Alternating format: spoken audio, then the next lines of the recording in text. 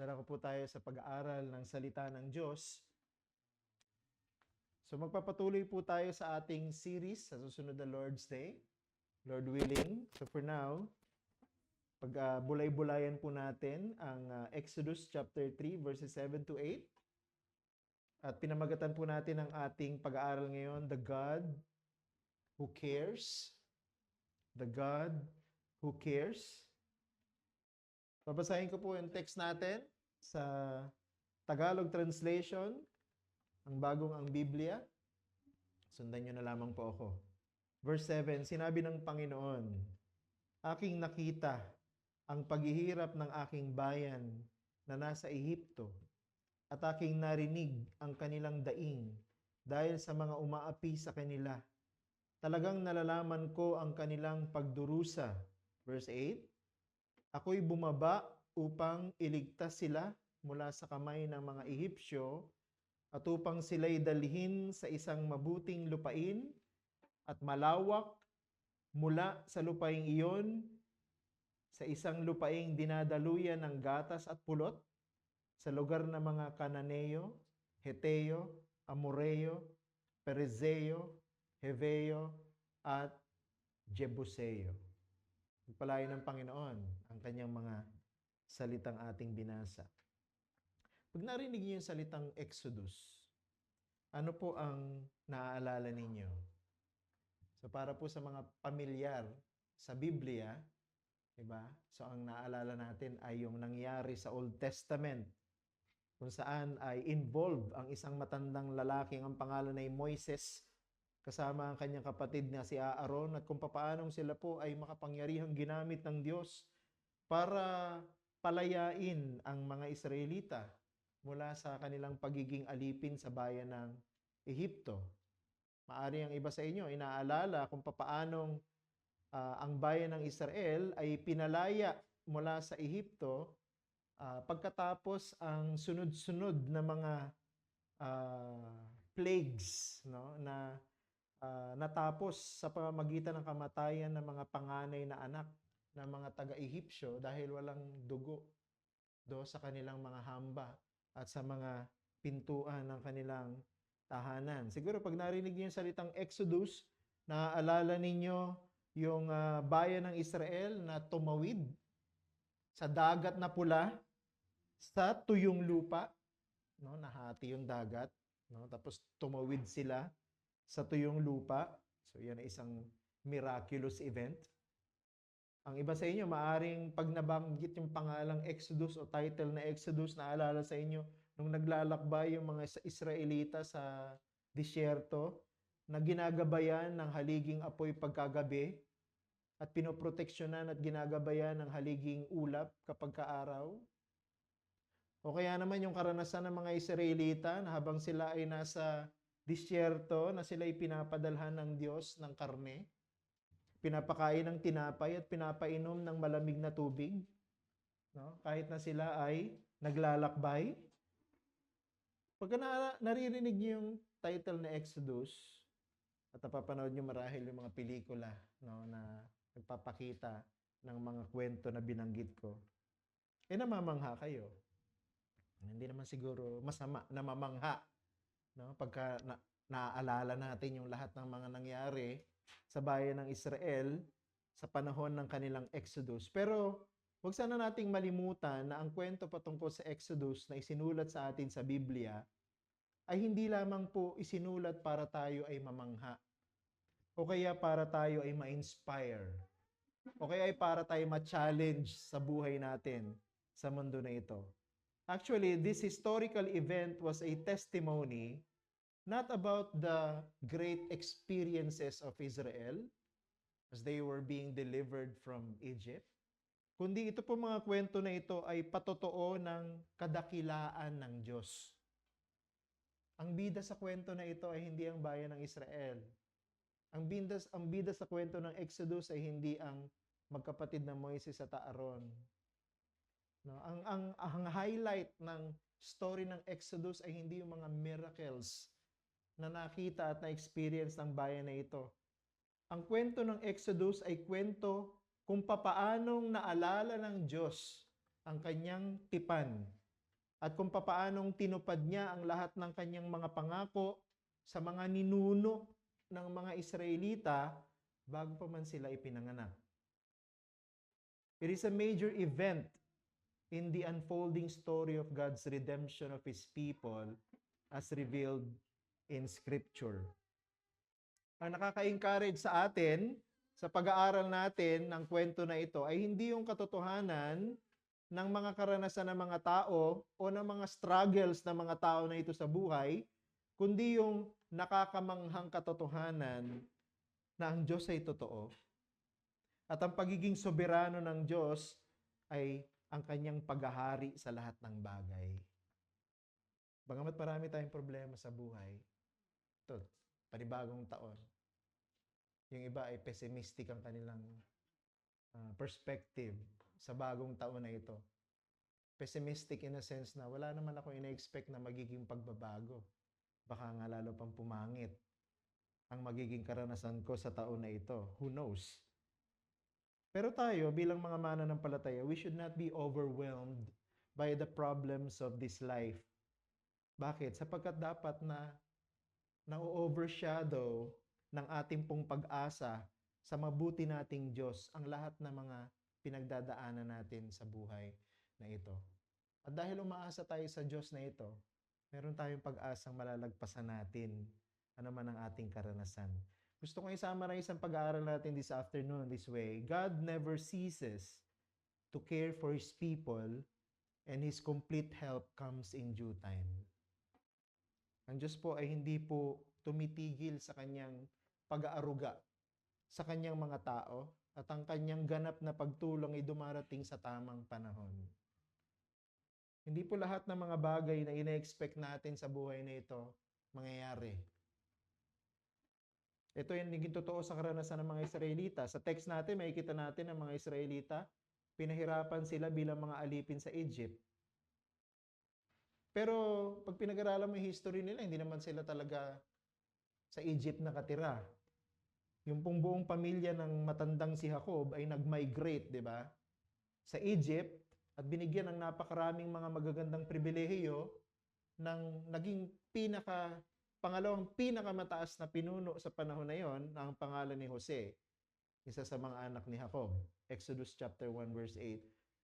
Pero dumating ang panahon na si Jose ay namatay at yung paraon na nagmamahal kay Jose ay namatay din at pinalitan ng isang paraon na hindi nakakakilala kay Jose at hindi kinikilala ang mga Israelita. Anong ginawa ng paraon na ito? Dahil natakot siya na baka siya ay labanan ng mga Israelita dahil sila ay patuloy na dumadami.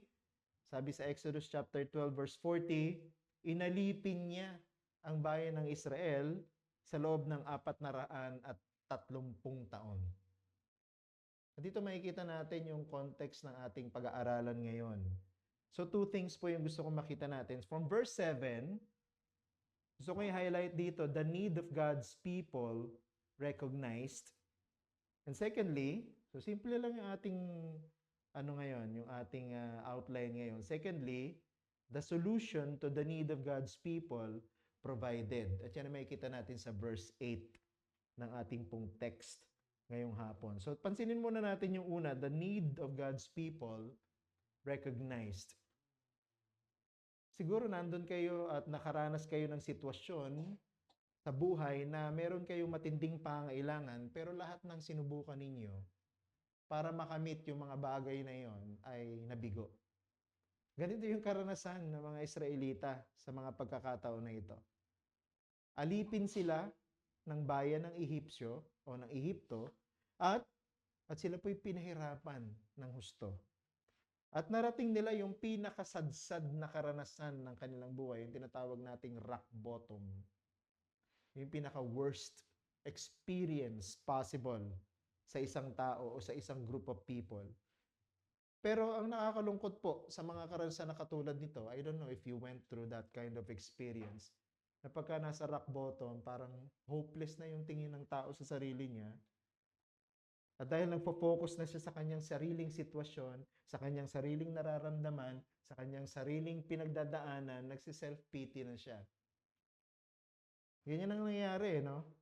Naaawa tayo sa sarili natin o tinatawag na hahabag tayo sa sarili natin hanggang sa hindi na tayo nakakaisip ng objective, kundi puro subjective na lang. And when this happens, nawawalan tayo ng pag-asa. And some people give up entirely. Iba nagpapatiwakal, may iba gumagawa ng sarili nilang mundo. Iniiwanan yung totoong mundo at gumagawa ng sarili nilang mundo. Ngayon yung mga nakikita natin na taong grasa na naglalakad sa kalsadang walang damit, no, at may sariling mundo. Ang tawag natin sa kanila na babaliw. So, yun yung isa sa mga naging extreme na reaction ng mga tao sa reality. They want to escape reality, gagawa sila ng sarili nilang mundo. Kaya nakikita mo, nakausap nila yung sarili nila, wala naman taong kasama, kumakain ng hindi naman dapat kainin, pumupunta sa mga hindi naman dapat puntahan. So, they gave up hope entirely. Pero dito po sa mga dinidescribe sa atin sa kwento na ito, particularly in verse 7, we can see something positive about the Israelites. And what is that? Sa kabila ng kanilang, hindi natin na-experience yun, di ba? Nababasa lang natin kasi sa history books natin, yung pagiging alipin ng Pilipinas sa bansang Spain, di ba? Bansang Amerika, ng bansang Japan, so on and so forth. Nakikita natin yung pinagdaanan ng mga kapwa natin Pilipino during that time, yung pagpapahirap sa mga comfort women, di ba? Yung concentration camp, no, yung death march, and so on and so forth. So nakikita na lang natin sa history books yun. Pero iba siguro talaga pag yung mga tao mismo nung panahon na yun yung nakaranas eh. No, para sa kanila, ang hirap nun. At ito yung situation ng bayan ng Israel. They were in a very difficult situation. Why? Because they were enslaved. At pag pinag-aralan niyo po yung kwento sa Exodus, pinahirapan talaga sila ng husto. Kumbaga, mahirap na yung ginagawa nila, ginawa pang sobrang hirap. No? Dahil pinalala yung sitwasyon at pinalala yung hirap ng kanilang trabaho. Pero, they never lost hope. Yun lang sigurong positive dito sa mga Israelitang ito. They never lost hope. Hindi sila nawala ng pag-asa na sasaklolohan sila o ililigtas sila sa kanilang sitwasyon. Sabi mo, kung babalik tayo sa chapter 2 ng Exodus, verse 23a, ganito yung nakasulat. Pagkaraan ng maraming araw, ang hari ng Ehipto ay namatay, ang bayan ng Israel ay dumaing dahil sa pagkaalipin at sila'y humingi ng tulong. Yun ang sabi sa chapter 2, verse 23 ng author ng story na ito. Ang bayan ng Israel ay humingi ng tulong. So, ibig sabihin, they never lost hope. Hindi sila sumuko sa kabila ng hirap na pinagdadaanan nila. Hindi natin alam kung saan nanggaling yung kanilang idea na darating yung araw na sila ay ire-rescue. Kasi sabi nga ni Spurgeon, ito pong generation na ito ng mga Israelita was so Egyptianized that they totally forgot about who Yahweh really was. Ibig sabihin, yung mga naunang generation na nakakakilala kay Yahweh, patay na lahat. So itong generation na ito na naiwan, yung generation na nag-exist ng time na ito, yung generation na inaalipin ng bayan ng Egypt, hindi nila kilala si Yahweh. No? Hindi nila kilala kung sino yung Diyos ng kanilang mga ninuno na si Abraham, Isaac at Jacob. Yet, they held to that belief that one day, they will be rescued from their situation. Maganda yun. Diba? Maganda yun na kahit na ano yung sitwasyon na pinagdadaanan mo, hirap na pinagdadaanan mo, problema na pinagdadaanan mo, lagi kang merong pag-asa na merong sasaklolo sa iyo. At sa panahon na parang hindi mo na kaya, hihingi ka ng saklolo para tulungan ka sa iyong pinagdadaanan. Pero itong nakakalungkot. Dito po sa kwento na ito, the sad thing is, though humihingi sila ng tulong, sabi dun sa binasa nating talata, hindi po sinabi diyan na humihingi sila ng tulong sa Diyos. Napaka-importante po nun. Ang tao, siguro, bahagi na ng pagiging natural sa atin, yung pagkahirap na tayo, tulungan mo naman ako. Pero ang tanong, kanino tayo humihingi ng tulong? Dito, yung mga Israelita, sabi doon, humingi sila ng tulong, pero hindi sinabi na humingi sila ng tulong sa Diyos. That's a sad thing about that. No? Sana hindi tayo ganun. No? Bilang mga mananampalataya na nakakakilala sa Diyos. Huwag nawa tayo na dumanas ng isang sitwasyon na hihiling tayo ng tulong sa iba, huli ang Diyos. Etong sa situation na to, humingi sila ng tulong. Siguro, humihingi sila ng tulong sa Diyos na kilala nila. Siguro, dahil hindi nila kilala si Yahweh, masyado silang naging Egyptianized, baka humihingi sila ng tulong dun sa mga Diyos ng bayan ng Ehipto, hindi kay Yahweh. Sana wag ganun na mangyari sa atin. Pero si Moises na siyang sumulat ng Exodus made a very crucial statement na hindi po natin napapansin at kamanga-manga dito po sa storya na ito. Doon pa rin sa chapter 2 ng Exodus, verse 24 naman. Ganito yung nakasulat. Narinig ng Diyos ang kanilang daing at naalala ng Diyos ang kanyang tipan kina Abraham, Isaac at Jacob. Doon sa verse 23, ang sabi, at humiling ng tulong ang bayan ng Israel. Hindi binanggit na sa Diyos. Pero pagdating natin sa verse 24, sabi, narinig ng Diyos ang kanilang daing at naalala ng Diyos ang kanyang tipan kina Abraham, Isaac at Jacob. Ano ibig sabihin yan? Totoo na ang mga tao ng Israel, hindi sila humingi ng tulong sa Diyos. Pero ang mas importante dito, ang Diyos hindi nalimutan ang kanyang mga pangako para tulungan ang bayan ng Israel. Tayo nakakalimot tayo sa Diyos eh. Di ba? Tayo, nalilimutan nating pasalamatan ng Panginoon, nalilimutan nating purihin ng Panginoon, nalilimutan nating paglingkuran ng Panginoon. Mas madalas nagagawa nating malimutan ng Diyos. Pero kahit kailan, hindi po nalilimutan ng Diyos ang kanyang mga tao. Kahit kailan hindi nalilimutan ng Diyos ang kanyang mga pangako. Kahit kailan hindi nalilimutan ng Diyos na tulungan ang kanyang mga tao. Bagamat ang Exodus 3, ito pong text na kung saan ay pinagbubulay-bulayan natin ngayon, ang context po talaga nito ay yung pagtawag ng Diyos kay Moises. Yun ang main emphasis ng chapter na ito, no? Pero, makikita nyo, no? Hindi talaga hina-highlight dito yung kung papaanong handa na si Moises para sa kanyang misyon na palayain ang bayan ng Israel, ang binibigyan ng diin, kundi ang binibigyan din dito ay si Yahweh at kung papaanong siya'y tapat sa kanyang tipan na ginawa sa kanilang mga ninuno. Hindi si Moises eh. Ano?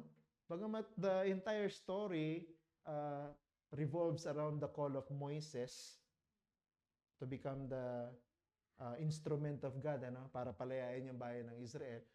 Pero every now and then, ini-insert mismo ni Moises doon sa chapter 3, si Yahweh ay tapat. Si Yahweh ay nakaalala sa kanyang tipan sa ating mga ninuno.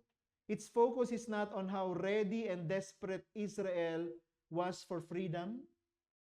Kasi, di ba, kaya nga tinawag si Moises para palayain yung bayan ng Israel. Pero ang focus hindi yung, gusto na ng bayan ng Israel na lumaya, kundi ang focus ay ang Diyos sa kanyang tamang panahon ay handa na palayain ang bayan ng Israel na ipinangako niya kay Abraham. Actually, pinangako ng Diyos kay Abraham doon sa Genesis chapter 15 verses 13 to 14. Hinula na ng Diyos na magiging alipin ang bayan ng Israel for more than 400 years. Wala pang bayan ng Israel. Hinula na. At sabi rin naman na palalayain sila ng Diyos mula sa kanyang pagkakaalipin. Pero huwag tayong makalimot. Bahagi pa rin ito ng plano ng Diyos na pagtubos sa mga makasalanan na ipinangako niya, actually hindi kay Abraham, kundi kay Adan at saka kay Eva. Doon sa Genesis chapter 3 verse 15 na magkakaroon ng isang binhi na dudurog sa ulo ng ahas. At tinupad po ng Panginoon yon. Hindi sa panahon ng mga Israelita, kundi sa panahon pa ng Panginoong Jesucristo nung siya ay ipinanganak bilang tao dito sa ibabaw ng mundo. Ano ang point natin? Ang point natin, from beginning until the end, ang Diyos natin hindi nakakalimot sa kanyang pangako. At lahat ng sinabi ng Panginoon mula sa umpisa ay natupad hanggang sa katapusan. At ang bawat pangyayari sa pagitan ay hinayaan ng Panginoon na mangyari para matupad yung lahat ng kanyang mga ipinangako. Yan ang Diyos natin. Ang Diyos natin ay Diyos na hindi nakakalimot sa kanyang mga pangako. Hindi nagbabago ang Diyos na ito. Kaya sa taon na ito, it's the same God. No? Siguro nagbabago yung numero sa taon.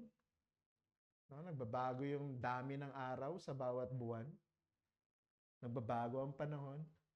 Nagbabago ang pinuno sa gobyerno. Nagbabago ang ekonomiya. Nagbabago ang antas ng lipunan. Pero hindi nagbabago ang Diyos. Siya pa rin yung Diyos. Noon at ngayon at sa darating mang panahon. Ito pong mahimalang katotohanan na ito patungkol sa katangian ng Diyos na katapatan ang naging dahilan para ipakilala niya yung sarili niya sa bayan ng Israel. At alam mo yung ginawa ng Diyos na paraan ng pagpapakilala ng sarili niya, talagang kamangha-mangha. He revealed Himself through miracles, no? Through the mighty hand of God. Pero alam niyo ba, na sa atin, sa panahon natin ngayon, higit ang pagpapahayag ng Diyos ng kanyang sarili. Hindi po nagpapahayag ang Diyos ngayon sa pamamagitan ng miracles, no? Para mapalaya ang isang bayan, mapalaya ang isang tao mula sa kanyang addiction o pagkakaalipin. Pagkamat totoong kamangha-mangha yun, pero ang mas kamangha-mangha sa panahon natin ngayon, yung papaanong ang Diyos ay nagliligtas ng mga makasalanan sa pamamagitan ng gospel. Kung paano ang Diyos ay nagbabago ng buhay ng isang tao sa pamamagitan ng pagbabago ng kanyang puso. Yun ang mas kamangha-mangha. At di ba nakaka-encourage para sa atin yun? Though most of the time, nakakalimutan natin ang Diyos when everything seems to fall into their proper places, but our God never forgets us. Di ba encouraging yun? No?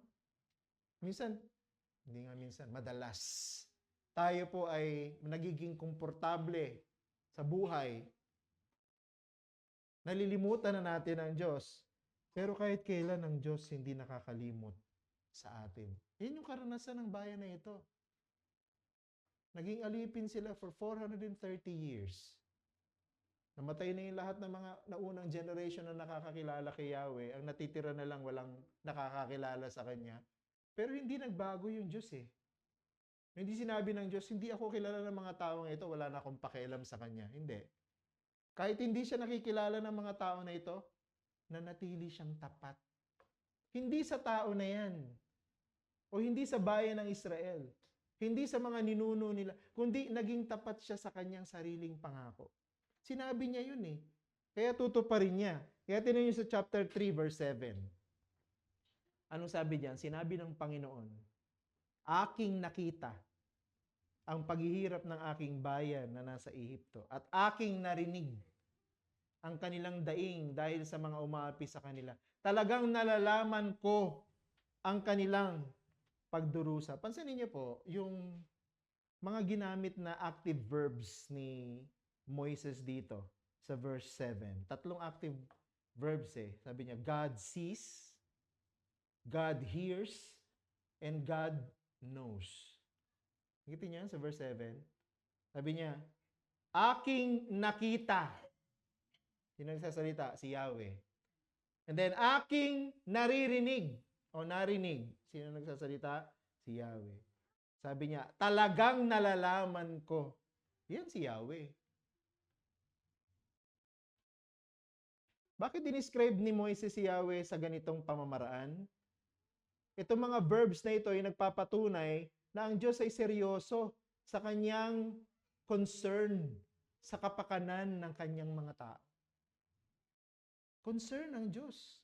At seryoso siya sa kanyang pagiging concern. Hindi po detached ang Diyos na ito o hindi siya naging detached sa bayan ng Israel simply because they didn't know Him. No? Hindi nagbago ang tingin at trato ng Diyos sa bayan ng Israel sa kabila ng katotohanan na hindi na siya kilala ng henerasyon na ito. Ang mahalaga, alam niya kung ano yung kanyang pinangako at gagawin niya kung ano yung kanyang ipinangako. I believe itong mga salitang ito emphasize to us the truth na bagamat hindi natin nakikita ang Diyos, hindi ibig sabihin, hindi aktibo ang Diyos sa buhay natin. Hindi involved ang Diyos sa buhay natin. Ang totoo, kahit hindi natin nakikita ang Diyos, kahit hindi natin nararamdaman ang Diyos, involved siya. At ina-accomplish niya ang lahat ng mga mabubuting bagay para sa kapakanan ng kanyang bayan. Wala pong nakakaligtas sa espesyal na pagpapansin ng Diyos when it comes to the needs of His people. At minsan, pinapayagan ng Diyos na matupad ang kanyang mabubuting layunin kahit na minsan sa mga pangit na karanasan. Diba may mga times na pinapayagan ng Panginoon na maka-experience tayo ng pain, sufferings, loneliness, separation. Bakit? Sapagkat sa pamamagitan niyan, good pa rin yung end na i-accomplish niya para sa atin. Kapag ang lahat ng bagay na inaasahan natin na hindi nangyayari, huwag po nating sisisihin ng Diyos. Huwag natin sasabihin, bakit mo hinayaan to? Huwag natin sasabihin sa Diyos na unfair ka naman. Huwag natin sasabihin sa Diyos na hindi mo naman ako mahal. O hindi ka concerned sa akin. What if God is actually actively involved sa pain or sa suffering na meron ka o pinagdadaanan mo? Paano kung yung palang pinagdadaanan mo na yan, ang paraan ng Diyos para turuan ka? Paano pala kung yung pinagdadaanan mong yan, ang mas magiging effective na paraan para matuto ka? Si Philip Yancey, meron po siyang book na ang pangalan, Where is God When It Hurts? At dun po sa libro na yon, dinescribe niya sa atin ang isang mechanism sa ating human body na nilagay ng Diyos para maging benefit natin. At alam niyo kung ano yung mechanism na yon? The mechanism of pain. Ang pain pala ay nilagay ng Diyos sa atin para maging warning. Napansinin natin at pangalagaan natin ang ating mga katawan. Kung meron tayong nararamdaman na pain, ibig sabihin, our body is giving a signal that there's something wrong. So pain, in that sense, is a gift. At yun yung sinasabi niya sa aklat niya na yun. At tayo po dapat magpasalamat sa Panginoon if we are experiencing great sufferings, turmoils. Hindi tayo dapat magkaroon ng ill feelings sa Diyos Hindi tayo dapat magalit sa Diyos Ang totoo, dapat nga tayo magtiwala sa Diyos sapagkat pinapayagan niya mangyari sa atin yan sapagkat mas natatandaan natin ang lesson sa buhay sa pamamagitan ng pain and suffering. Hindi naman sa pamamagitan ng comfort and good experiences Sige, pansinin niyo sa inyong sarili. Ano ang hindi niyo po malilimutan hindi niyo po madaling malimutan sa inyong karanasan? Yung bang mga magaganda at masasaya? Hindi Yung mga masasakit at saka pangit, yun ang hindi niyo malimutan Diba? Sa hindi mananampalataya, ayaw nila yon, tinatakasan nila yon. No? Kasi nagmamarka daw sa kanilang karanasan at pagkatao yan ng negative. Pero sa isang Christian, hindi. Yung pain, yung suffering, ay hinagamit ng Diyos para matuto tayo. Para payagan niya yung mga magagandang bagay na mangyari sa buhay natin na pinlano niya naman pala. Tignan niyo yung karanasan ni Joseph. Lahat ba ng karanasan ni Joseph maganda? Hindi. Ang totoo nga, mas marami yung painful na karanasan ni Joseph kaysa dun sa good. Ang mga good experiences ni Joseph, na-enjoy niya na lang nung naging second to Pharaoh na siya. Pero bago siya naging second to Pharaoh, ang daming ginawa sa kanyang painful.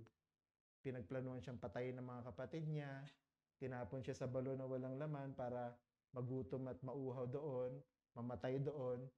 Pero nung hindi, kinuha, pinagbenta, naging alipin sa Egypt, binili ni Potiphar. Di ba?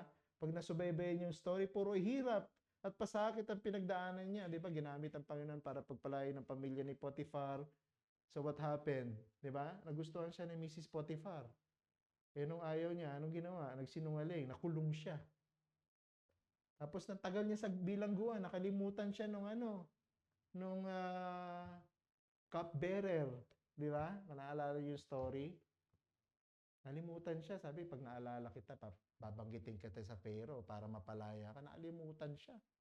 Sabi ng mga scholars, ang matagal na panahon yun, years, ang lumipas. Hanggang sa ang Panginoon, sa kanyang takdang panahon, di ba? Alam natin yung story. Walang ibang makapagpaliwanag ng panaginip ng Pharaoh, maliban kay Joseph. At yun yung naging paraan para maging mabuti naman yung ma-experience ni Joseph. Pero bago mabuti, puro painful eh. No? Pero ginamit ng Panginoon lahat yung experiences niya na yun prior doon sa kanyang pagiging powerful para i-prepare siya. Ganun din ang ginagawa ng Panginoon sa atin ngayon. Diba? So, pwede nating sabihin, I'm not expecting anything getting better for this world. Ako personally, pessimistic ako pagdating sa mundong ito, sa politics, sa economy, sa mga leaders ng government. I'm not positive about them. Pero positive ako sa church. Positive ako sa pwedeng gawin ng Panginoon sa kingdom of God. Positive ako sa mga magiging Christian, may evangelize. Diyan, positive ako dyan. Kasi naniniwala ko na ang kahuli-hulihan ng lahat ng bagay ay ang kaligtasan ng mga hinirang ng Diyos. Kaya kung ikaw ay mananampalataya, gusto kong sabihin sa inyo na hindi nakakalimutan ng Panginoon yung mga pangangailangan mo. Huwag mo sabihin na mag-isa ka na lang sa mundo. Huwag mo sabihin na wala kang katulong, wala kang kasama. Sabi sa Matthew 6:25-34, ang Diyos ay Ama natin na nagbibigay ng lahat ng ating mga pangangailangan. Ang Diyos ay hindi nagbabago, and that includes the reality na kasama natin siya despite of whatever is happening around us. We can rely on Him kung kailangan natin ng tulong at magtiwala tayo na tutuparin ng Panginoon ang lahat ng niyang pangako para tulungan tayo. Kung hindi ka naman Christian, ang pinakamatinding pangangailangan mo ngayon ay hindi kayamanan, hindi kalusugan, hindi magandang pamumuhay. Ang matinding pangangailangan mo ngayon, kaligtasan ng iyong kaluluwa. Ang kailangan mo, katulad ng bayan ng Israel, mapalaya. Mula saan? Sa pagiging alipin ng kasalanan. Mapalaya mula sa pagiging alipin ni Satanas. At ginawa na ng Panginoong Jesucristo ang sapat na pamamaraan para lumaya ang isang makasalanan. Namatay na siya sa krus. At muli na siyang nabuhay pagkatapos ng 3 araw. At pumanik na siya sa langit. At ang sino mang mananampalataya sa Panginoon, ang sino mang magmamakaawa kay Jesus, na iligtas siya, palalayain siya mula sa pagiging alipin kay Satan at sa pagkakaroon ng hatol na kamatayan. Pangalawa, tingnan natin the solution to the need of God's people provided. Doon sa simula ng verse 8, nakikita natin another active verb. Mahalaga yung mga verb sa Bible pag nagbabasa kayo. Hindi kasi random yan. Yung mga authors ng scripture, they deliberately chose every word they wrote. Kasi ang bawat salita na isinulat ay salita ng Diyos. Even the verbs are very important. Si Moses used another very important active verb in verse 8. Sa ESV, ang ginamit diyan ay come down. Sa Tagalog, ang translation ay ako'y bumaba sa verse 8. Nakita nyo yan? Sabi niyan, ako'y bumaba. Ang nagsasalita ay si Yahweh. Anong significance ng verb na ito? Para sa akin, it's emphasizing the truth na ang Diyos ay willing na mag-provide ng solution. At sa context ng pinag-aaralan natin, ang solution para sa bayan ng Israel, ano? Deliverance. Diba? Palayain sila mula sa Egypt. But what is more significant about this truth ay hindi lang yung willing ang Diyos na palayain ang bayan ng Israel. Para sa akin, sapat na yun. No? Na willing si Yahweh na palayain ang bayan ng Israel. Kahit na yung bayan na ito, hindi na siya kilala. O tuluyan ng nalimutan ang bayan na ito. Kung sino si Yahweh.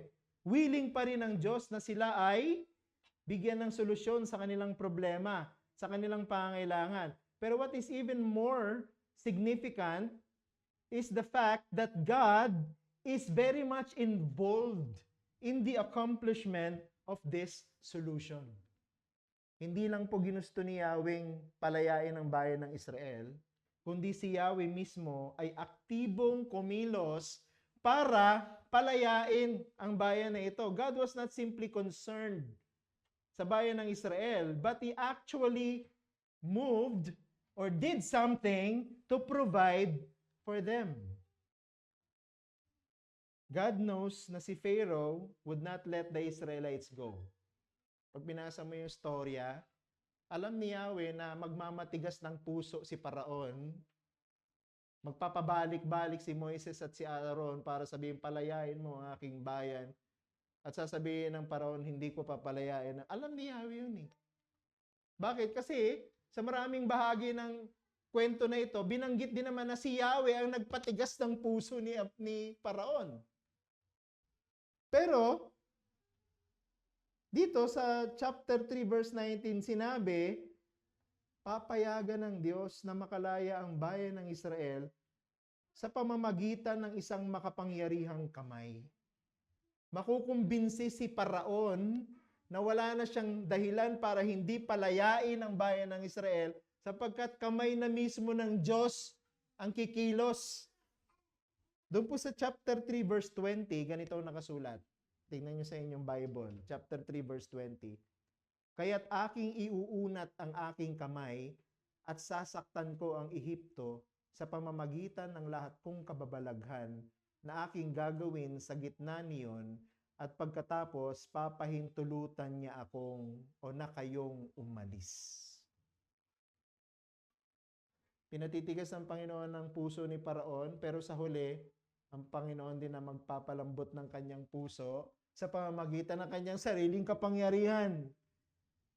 At anong sinabi sa atin sa mga susunod? God did strike Egypt himself, and then the Israelites were set free. Nakita mo? Ang Diyos po natin, hindi niya lang po alam yung kailangan ng kanyang mga tao. Meron po siyang ginagawa para i-provide yung kanilang mga pangailangan. Hindi lang po alam ng Diyos na may problema tayo. Nagbibigay ang Panginoon ng solusyon para dun sa problema mo. Minsan, iniisip natin tayo yung gumawa ng solusyon para dun sa sarili nating problema. Binubura natin sa equation yung Diyos. Ang sinasabi natin, hindi naman ang Diyos ang gumawa ng paraan, ako gumawa ng paraan. Pero ang totoo, hindi mo naman magagawa yun kung hindi ka binigyan ng Panginoon ng biyaya para magawa mo yung solusyon sa problema mo. So in the end, Diyos pa rin ang nagbigay ng solusyon. However, ito po isang bagay na gusto kong i-emphasize din. Ang solusyon na binigay ng Diyos para sa bayan ng Israel, hindi po partial. Tingnan niyo po yung verse 8. Tingnan niyo po mabuti yung verse 8. I-analyze natin yung verse 8. Bahagi ng provision ng Diyos ng tulong para sa bayan ng Israel, ano? Iligtas sila mula sa kamay ng mga Egyptyo. So that's part of the solution. Ililigtas sila from slavery mula sa Egypt. Pero hindi po natapos doon yung verse 8. Tingnan niyo yung verse 8. Dinagdagan pa yung pagpapalaya sa kanila ng pangako na, sabi diyan, dadalhin sila sa isang mabuting lupain at malawak mula sa lupaing iyon sa isang lupaing dinadaluyan ng gatas at pulot. Anong point natin dyan? Ang pangako ng provision ng Diyos para sa kanyang bayan, comprehensive. Comprehensive. Di ba nakaka-encourage yan? Ang Diyos po natin, hindi lang po siya concern sa mga bahagi o pira-piraso ng ating mga pangailangan. Ang Diyos po natin ay concern para sa lahat ng ating pangailangan. At ang provision na binibigay ng Panginoon, hindi rin pira-piraso. Ang provision na binibigay ng Panginoon, kompleto para ibigay ang lahat ng ating pangailangan. Just like in the experience of Israel. Now, we need to understand na ito pong piece of historical event na ito ay hindi po ang buong storya. Anino lang ito ng totoong kumpletong storya. Nasa Exodus lang to eh. Pero ang kumpletong storya ng Diyos hanggang Revelation. Genesis hanggang Revelation. Yun ang buong storya ng Panginoon. At ano yung bigger picture doon po sa buong story ng Bible? Yung na-experience ng Israel, di ba, deliverance from slavery, freedom, at yung lupain na dinadaluyan ng pulot at gatas, ano yun? Yun yung promised land. Hindi naman po literal na dumadalo yung pulot at gatas, no? Wala naman pong bayan na gano'n na mayroong river of honey or river of milk. Walang gano'n. Ano lang yan? Descriptive lang yan ng reality na yung promised land, dito po sa story na ito, yung land of Canaan, yung binanggit po ng mga pangalan ng bansa dyan sa verse 8. Yan yung mga bansa na sinakop ng bayan ng Israel, kasama na yung mga properties nila, yung mga ektarya na mga lupain sa lupa ng Kanaan. So napakatabang lupa, napaka-rich ng lupa na yan. At yun yung pinangako ng Panginoon na magiging kanila. Pero ang lahat po ng yan, anino lang ng ultimate reality ng kumpletong pagliligtas ng Diyos ng mga makasalanan. Merong pang mas higit na deliverance. Merong pang mas higit na salvation na ibibigay ang Diyos. Ang salvation ay hindi lamang po kaligtasan ng kaluluwa. Kasi madalas para sa mga tao, ang kaligtasan, salvation ng kaluluwa. Okay, pag na-save na yung kaluluwa mo, ligtas ka na. Hindi po eh. Ang salvation po, kasama rin po yung resurrection din ng ating body. Romans chapter 8 verse 23, 1 Corinthians chapter 15. Pag pinag-aralan niyo po yung mga yan, ang kaligtasan ng kaganapan ng kaligtasan ng mga mananampalataya, new heavens and new earth. At yung po new heavens and new earth, yung po yung promised land natin, hindi naman yung Israel. Yung Israel po, isang piraso lang ng teritoryo yun sa mundo eh. Pero yung pangako ng Diyos sa bayan niya, yung talagang pangako niya sa church, the entire earth itself. No, kaya hindi totoo na yung earth na ito sasabog. Hindi totoo na yung mga tao sa earth na ito magiging zombie. Hindi totoo yan. No? Hindi totoo na magkakaroon ng apocalypse and so on and so forth. No? Hindi totoo si Vecna nasisira sa buong mundo, isang super psychic, and so on and so forth. Yung mga invento lang ng kaisipan ng mga writers. Bakit? Sapagkat sinabi sa 1 Peter chapter 1 verse 4, tayo tutungo sa isang manang hindi nasisira, walang dungis at hindi kumukupas na inilaan sa langit para sa inyo. Ibig sabihin, iniingatan ng Diyos ang kanyang pangako sa kalangitan at magiging atin pagdating ng huling araw ng Panginoon. At ano yun? Tatanggalin ang kasalanan sa mundong ito at ipamamana sa iglesia. Kaya yung earth na ito yung magiging forever dwelling place ng mga mananampalataya ng Panginoon. Mamanahin natin ang mundong ito. Pero ang isang mundong walang kasalanan, isang perpektong mundo.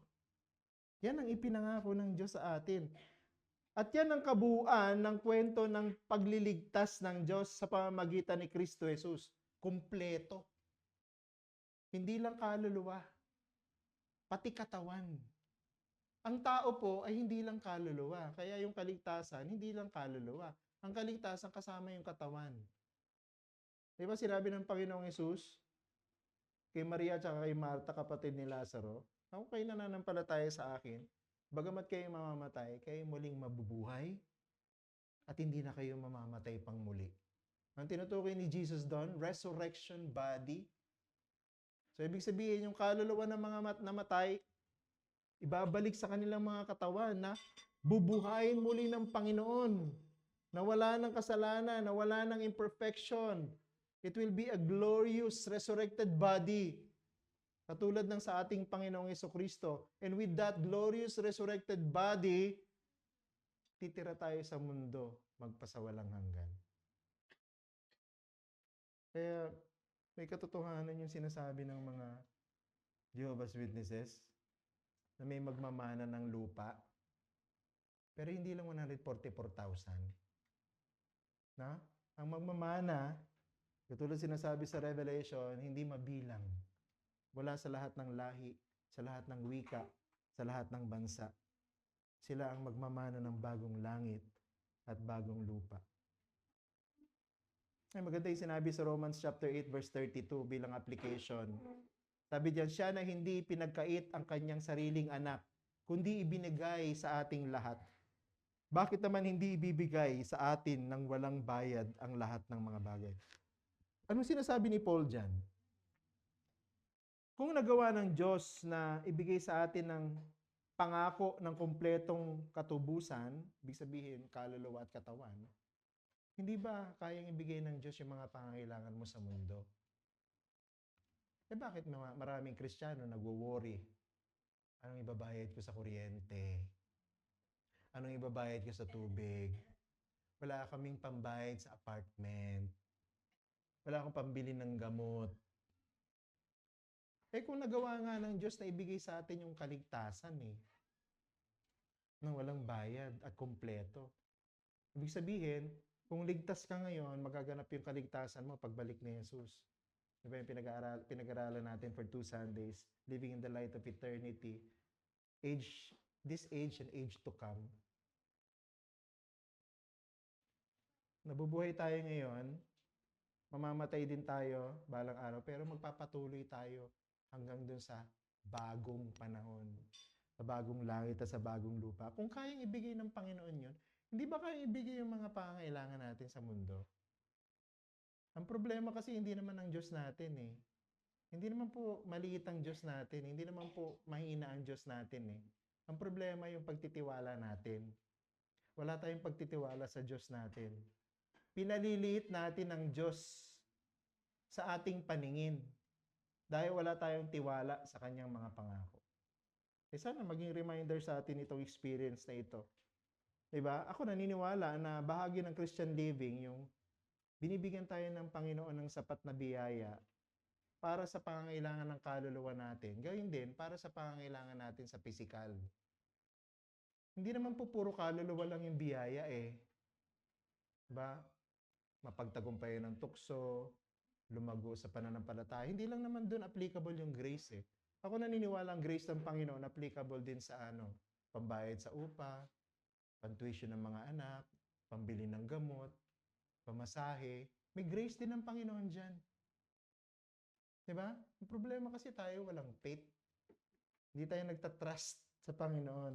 Kaya hindi niya binibigay sa atin yung mga pangangailangan natin. Tingnan mo yung mga Israelita, bagamat hindi nila kilala yung Diyos, naging desperado na sila At tumawag sila. Bagamat hindi nila kilala yung tinatawagan nila, ang mahalaga, kilala ng Diyos kung sino sila.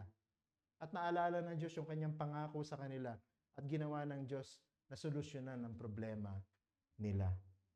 Kaya nga, ang hamon ko sa ating mga mananampalataya, matuto tayo manalangin ng tama. Sabi ni Santiago, kayo humihingi at hindi tumatanggap sapagkat humihingi kayo sa masamang dahilan upang gugulin ninyo ito sa inyong mga kalayawan.